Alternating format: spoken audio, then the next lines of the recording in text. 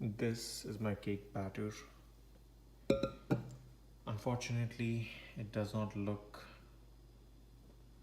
like it will work. It has a lot of air bubbles and it's too watery, and this has to be discarded. But I wanted to show you guys that not everything in life goes according to your plan. Sometimes you have failures, setbacks, which is fine. You got to bounce back tomorrow, and I will bounce back tomorrow. It is 10. It is 10:50.